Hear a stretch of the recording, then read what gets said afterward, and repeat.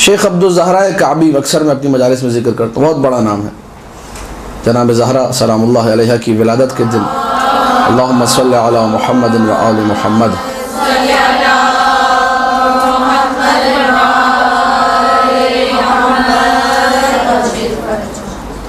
ان کی ولادت ہوتی ہے اور بی بی کی شہادت کے دن ان کی شہادت ہوتی ہے۔ نام ان کا تھا عبد الزہرا، یعنی زہرا کا بندہ، زہرا کا غلام۔ باپ نے نام یہ رکھا تھا، چونکہ بی بی کی ولادت کے دن ولادت ہوئی تھی، کہا کہ یہ عبد الزہرا ہی۔ زندگی بھر انہوں نے ذکر سید الشہداء کیا، مصائب پڑھے سید الشہداء کے۔ آج بھی عاشور کے دن بھی، اور ابھی چہلم کو جو پڑھا جائے گا مقتل 2-2.5 گھنٹے کربلا میں جو لوگ جا کے سن چکے ہیں، وہ انہی شیخ عبدالزہرا کعبی کا ترتیب مرتب کیا ہوا مقتل ہے جو آج بھی پڑھا جاتا ہے۔ اس قدر اس بندے نے آل محمد کی بارگاہ میں مقبولیت حاصل کی ہے کہ آج تک اس کا نام باقی۔ ایک جگہ ان کو عشرہ پڑھنے کے لیے بلایا گئے، وہاں پر عشرہ مکمل ہو گیا، اور جو بانیان مجلس تھے انہوں نے ایک بندے کی ڈیوٹی لگائی، کہا کہ یہ پاکٹ ہے، اس کے اندر پیسے ہیں، یہ قبلہ کا ہدیہ ہے، یہ لے جا کے دے دیجیے گا۔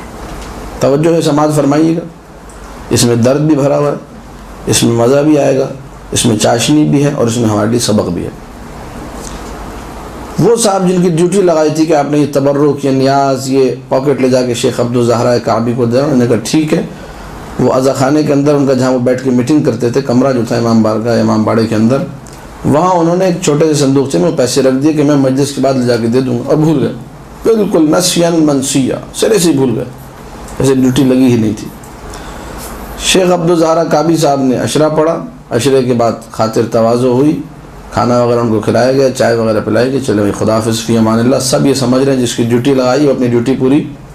شیخ عبدالزہرا کعبی اپنے گھر چلے گئے۔ یہ دیکھیے عالم دین کی عزاداری کا انداز ہے یہ۔ اگلے سال انہوں نے پھر بلایا شیخ عبدالزہرا کعبی صاحب، پچھلے سال آپ نے عشرے سے خطاب کیا، 10 سال بھی آئیے۔ شیخ عبدالزہرا کعبی کو جب دعوت دی گئی کہ آپ آئیے اور مجلس عزا سے خطاب کیجیے عشرہ محرم میں، انہوں نے کہا انشاءاللہ میں ضرور حاضر ہوں گا، میں مولا حسین کا نوکر ہوں، حسین کی ماں کا نوکر ہوں، عبدالزہرا ہوں۔ جب ایام عزا قریب آئے، محرم میں 2-3 دن رہتے تھے، پھر یہ سارے کے سارے لوگ جمع ہوئے۔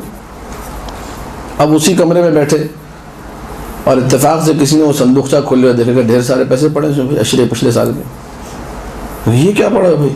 وہ جس کی ڈیوٹی لگائی تھی اب اس کو یاد آیا، کہنے لگا اوہ ہو یہ تو میں یہاں رکھ کے بھول گیا تھا۔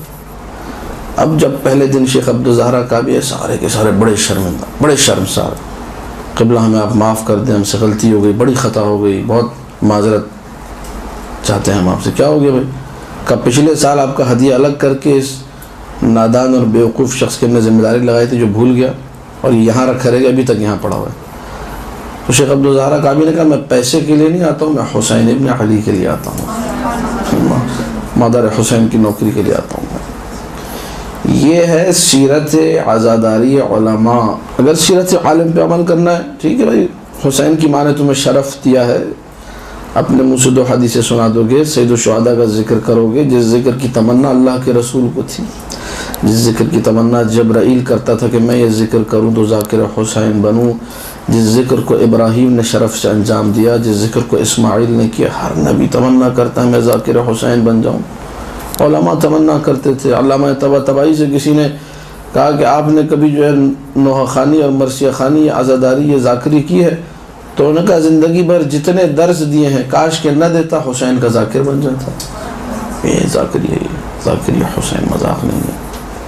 اچھا پھر وہی بات، کل کو کوئی ممکن ہے کوئی بیوقوف آگے اعتراض کرے، مرجع نے جائز قرار دیا، خود مجھے ہی پتہ ہے جائز قرار دیا، اگر آپ کو پتہ ہے تو مجھے بھی معلوم ہے، میں رہتا ہی مرجع کے پڑوس میں ہوں، آپ سے زیادہ مجھے اس مسئلے کا علم ہے کہ مرجع نے جائز قرار دیا ہے۔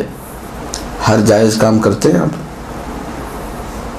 میں تو بہت سارے جائز کام ہیں جو کر ہی نہیں سکتا، جائز ہوتے ہیں، بالکل جائز، شریعت کے عین مطابق ہے، کسی شریعت نے نہیں کہا یہ کام حرام ہے، لیکن نہیں کرتے۔ ہر جائز کام تھوڑی کرنا ہوتا، یہ جائز ہے، میں نہیں کہہ رہا یہ حرام کام ہے، لیکن غلط کام ہے یہ۔ عزاداری علماء کے خلاف ہے، انداز عزاداری علماء ایسا، علماء عزاداری کرتے تھے، مجلس سے پڑھتے تھے، ممبر پہ جاتے تھے، کبھی پیسے کو اپنی نگاہ میں نہیں رکھتے تھے، شرف سمجھتے تھے، وقت ہے حاضر خدمت ہے، نوکری کے لیے حاضر ہے، جس نے دے دیا اچھا اس کا قطعاً یہ مطلب نہیں ہے کہ آپ لوگ عالم دین کو کچھ نہ دیں، یہ بھی میں نہیں کہہ رہا، یہ بھی سیرت ائمہ میں سے ہے، یہ بھی سیرت علماء میں سے اچھی طرح نوازتے تھے، خیال رکھتے تھے۔ دیوبند کو اپنا وہ دشداشا، وہ قمیض اٹھا کر دے دی جس میں مولانا نہ جانے کتنی نمازیں پڑھی تھی، اس میں کتنے ختم قرآن کیے تھے۔ وہ قوم آیا تو دیوبند لٹ گیا، اس سے لوگ ٹکڑے ٹکڑے کر کے چھین کے لے گئے۔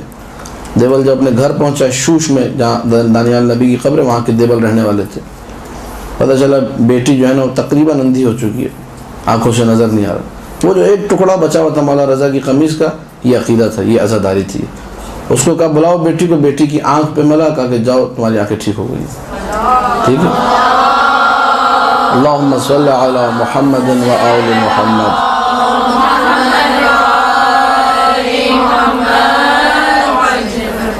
یہ جو مولانا رضا کی قمیض کا ایک دھاگا بھی ہے نا، آپ کے کروڑوں ڈالر سے اوپر ہے، کوئی شک ہے کسی کو؟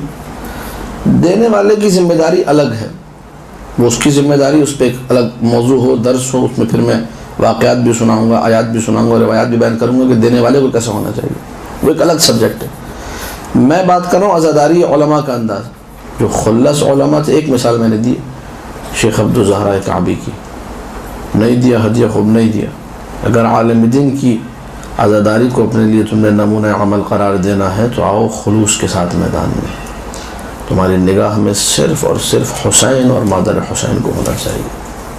دیکھو نوازنے والے وہ ہیں، میں اور آپ، ایک ہم پہ احسان کرتا ہے، ہم اس کا حساب باقی کبھی نہیں چھوڑتے، نہیں رکھتے، کوشش کرتے کہ اچھے سے اچھا اس کو جواب دیں، اس نیک نیکی کی ہم دو نیکیاں کرتے۔ یہ ہو سکتا ہے حسین ابن علی کا ذکر کریں وہ ہمارا خیال نہ رکھے، ہو سکتا ہے؟ اگر ہو سکتا ہے اس کا مطلب آپ کا عقیدہ خراب ہے، پھر مجھے یہ حق ہے کہنے کا کہ آپ مقصر ہیں، آپ کو فضائل اہل بیت سمجھ ہی نہیں ہے کچھ آج تک۔ اگر بانی مجلس نے پیسے نہ دیے تو کیا ہوگا؟ کبھی تم نے یہ سوچا ہے کہ اگر حسین نے مجھے کچھ نہ دیا تو کیا ہوگا؟ یہ ہے انداز عزاداری علماء، صرف حسین ابن علی کو نگاہ میں رکھتے تھے۔